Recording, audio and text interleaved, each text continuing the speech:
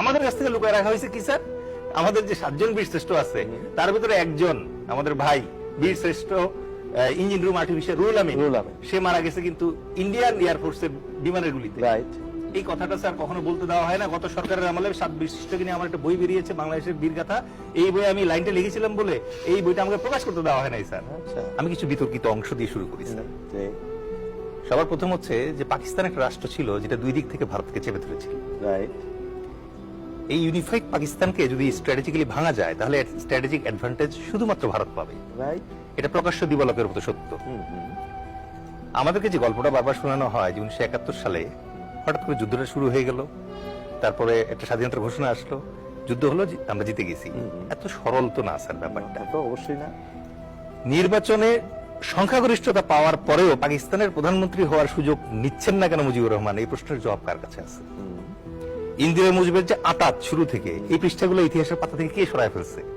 তারপরে আগরতলা ষড়যন্ত্র মামলা। আগরতলা ষড়যন্ত্র মামলা, এটা তো তারা তখন বলতো মিথ্যা। কারেক্ট, মিথ্যা মামলা। তো এটা কেন মিথ্যা বলতো কেন তখন? স্যার পলিটিক্যাল অ্যাডভান্টেজ নেওয়ার জন্য। এবং তখন এত অ্যাক্টিভলি এই অংশটাতে কাজ করতে পারতো না। এবং আপনি আরো কিছু বিতর্কিত অংশ যদি দেখেন স্যার, প্রথম কথা হচ্ছে স্বাধীনতা যুদ্ধ শুরু হয়ে গেল, প্রথম পালায় গেলেন শেখ মুজিব স্বয়ং নিজেই। তিনি নিজে গিয়ে আত্মসমর্পণ করলেন, করে পূর্ব পাকিস্তানেও থাকলেন না স্যার, চলে গেলেন পশ্চিম পাকিস্তানে নিরাপত্তম আশ্রয়ে। একই সাথে নিশ্চিত করলেন তার ফ্যামিলি যেন আর্মির কাস্টডিতে থাকে, তার মেয়ের সন্তান নাতি যেন আর্মির সিএমএইচে জন্মগ্রহণ করতে পারে, এবং মাসোয়ারা উনি পেতেন, উনার কন্যা পেতেন, এবং কন্যার যে হাজবেন্ড ছিল ওয়াজেদ মিয়া উনিও পেতেন। তার মানে this was a very good settlement. Right. ওকে।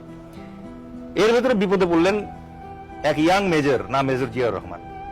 তাকে যখন জানজুয়া বললেন তার অধিনায়ক যে যাও ওই সোয়াত জাহাজ থেকে অস্ত্র খালাস করে নিয়ে আসো, আর ওইখানে যখন অ্যাম্বুশ বসায় রাখলেন তাকে মারার জন্য, ক্যাপ্টেন খালিক পিছন দিকে দৌড়ে গেল, গিয়ে বলল স্যার খবরদার ওখানে যায় না, আপনাকে কিন্তু অ্যাম্বুশ করবে খালিকুজ্জামান স্যার। তখন গিয়ে মেজর জিয়া বলল উই রিভোল্ট। তার আগ পর্যন্ত হি ওয়াজ সিনসিয়ার। রাইট। তো এই সত্যগুলো আমরা বলি না, আমরা ওই সত্য বলি না। আমাদেরকে একটা ছবি দেখানো হয় স্যার যে একজন সৈনিক, 71 সালে একটা সৈনিক একটা বাঙালি লোকের লুঙ্গির ভিতরে উকি দিচ্ছে। আমাদেরকে এই ফ্যাসিস্ট হাসিনা এবং তার সরকার এবং তার কলুষিত বুদ্ধিজীবীরা দিনের পর দিন আমাদেরকে শিখাইছে এইটা হচ্ছে পাকিস্তান সেনা এবং বাঙালি মুসলমানই চেক করছে। অথচ এই ছবিটি একজন ভারতীয় সাংবাদিকের তোলা, এবং ভারতীয় সাংবাদিকের বইয়েই আছে যে এইটা ইন্ডিয়ান সৈনিক, সে একজন রাজাকারের লুঙ্গির ভিতরে চেক করে দেখতেছে যে কোনো গ্রেনেড আছে কিনা। এই এভিডেন্সটা স্যার আমাদের কাছ থেকে লুকায় রাখা হয়েছে। আমাদের কাছ থেকে লুকায় রাখা হয়েছে কি স্যার?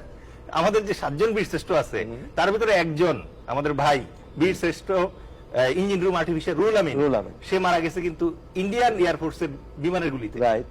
এই কথাটা স্যার কখনো বলতে দেওয়া হয় না। গত সরকারের আমলে 7 বীর শ্রেষ্ঠকে নিয়ে আমার একটা বই বেরিয়েছে, বাংলাদেশের বীরগাথা।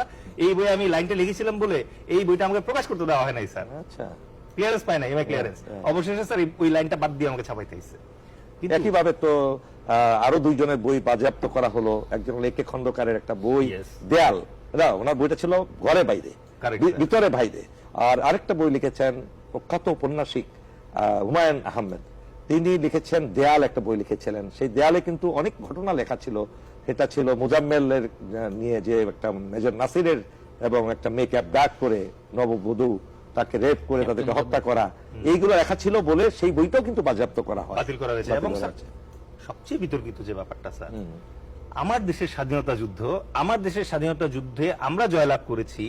আমাদেরকে বারবার একটা ছবি দেখানো হয় যে ছবিতে স্যার 2 জন সেনাপতি বসা, যেখানে একজন জেনারেল নিয়াজি, টাইগার নিয়াজি, তিনি তার নিজের 90,000 সৈন্যের সুরক্ষার জন্য আরেকজন জেনারেল অরোরার কাছে আত্মসমর্পণ করতেছে, এই কারণে যে উনি ভরসা পাচ্ছেন না যে মুক্তিযোদ্ধারা যেহেতু এখনো স্বাধীনতা এবং একটা সংগঠিত আর্মি না, সুতরাং জেনেভা কনভেনশন মানবে কিনা সেই নিশ্চয়তা নাই।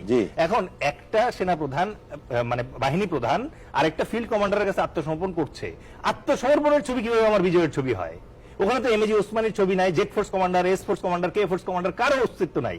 তারা কি আমাদের বিজয়ের পরে একবার বসে একটা ছবি তোলেন নাই? মেজর ডেল, এখানে আরেকটু আপনার দৃষ্টি আকর্ষণ করছে, শুধু এটাই না, সেখানে একে খন্দকার এরকম উঁকি মেরে উনি দাঁড়িয়েছিলেন, সেই ছবিটা মাইনাস করে দিয়ে তারপরে তার ছবিটাও সেখান থেকে রিপোর্ট করে দিয়ে তারপরে তাদের যে পশ্চিম বাংলায় ফোর্ট উইলিয়ামে যে ছবিটা লাগানো হয়েছে তার ছবিটা সেখান থেকে আউট করে দিয়েছে। এবং আমাদের যে ইনস্ট্রুমেন্ট অফ সারেন্ডার, সেখানে আমাদের প্রতিনিধি সাইন কোথায়?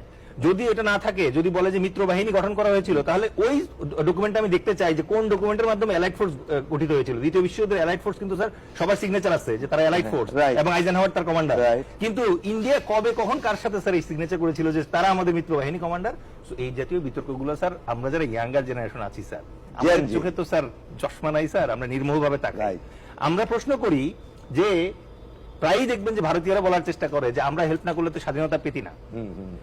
ইভেন আমি একজন রিসেন্টলি স্যার ইন্টারভিউ দেখলাম, একজন general, retired general of Indian army, উনি ইন্ডিয়ান কোর আর্টিলারি কোরের কমান্ডার ছিলেন। উনি বলছেন উই গেভ দেম ভিক্টরি, কামান আপনি আমাদেরকে ভিক্টরি দিয়েছেন, মানে 1971 সালে 16 ডিসেম্বরের মাত্র 12 দিনের জন্য আপনারা আসছিলেন আমাদের সাথে।